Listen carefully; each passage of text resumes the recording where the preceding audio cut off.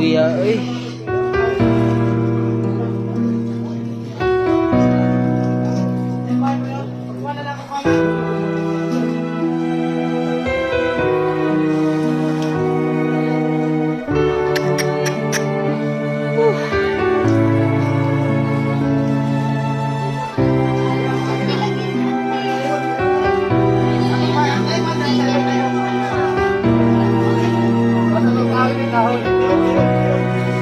Ah.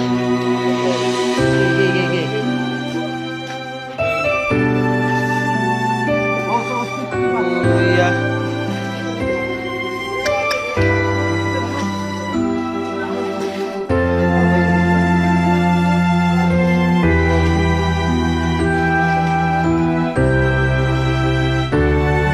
Sila na-survive.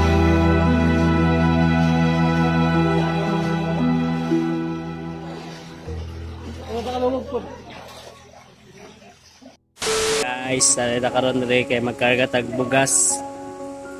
Ay kita may volunteer nga magkarga og bugas para ihatag sa nabahaan. Medyo nagpamatso tayo dito. One day, isang araw mga angkol, no, nagkarga na naman tayo ng bugas para sa mga nabahaan. Medyo masakit yung nangyari, guys. 2 tao yung nakabsan sa kinabuhi. Masakit yun, guys, para sa pamilya. Condolence.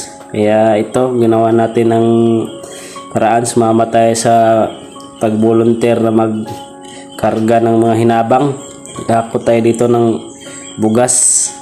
Ito 70 sacks lang pala ito. Medyo paunang ano pa lang to.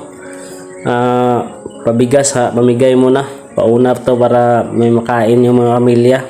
Kinabukasan nito, mayroon pang ikakarga, marami pa, kaya abang-abang lang yung mga taga dyan.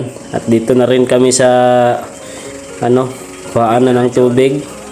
Nagkarga din kami ng tubig kasi alam namin naubos din yung mga gripo ninyo. Yung mga tubig na kakailanganin, kinarga na rin namin. At dito na kami sa CSWDO, no, para mag-repack ng mga bigas kasi hindi kakasya kung ibibigay namin sako-sako. Gustuhin man ng taga CSWDO na ibigay, pero hindi kakayanin dahil sobrang dami ng kailangan ng tulong.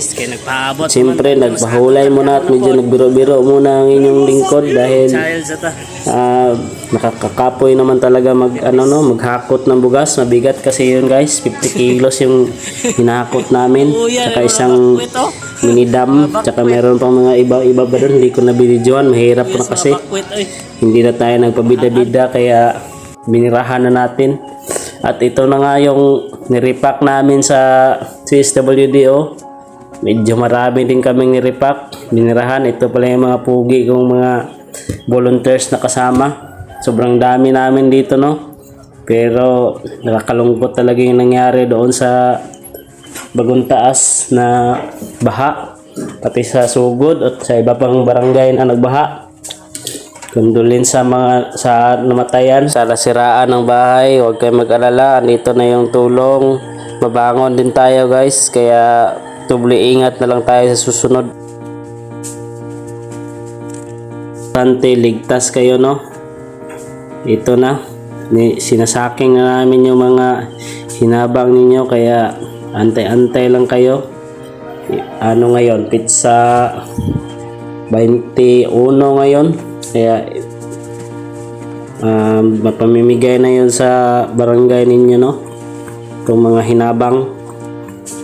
So ngayong araw ay medyo nakakalungkot talaga, pero ito talaga yung tunay nangyari dito sa Valencia, no. Kulang kasi yung mga manpower ng LGU, kaya ito yung medyo nakakalunos-lunos na pangyayari, pero ayun na, nangyari na. Kaya dito na lang yung voice over natin, no. Panoorin nyo na lang yung kuha natin. Ayan yung ginawa natin kahapon. Maraming salamat, guys. Ingat kayo. Bye bye.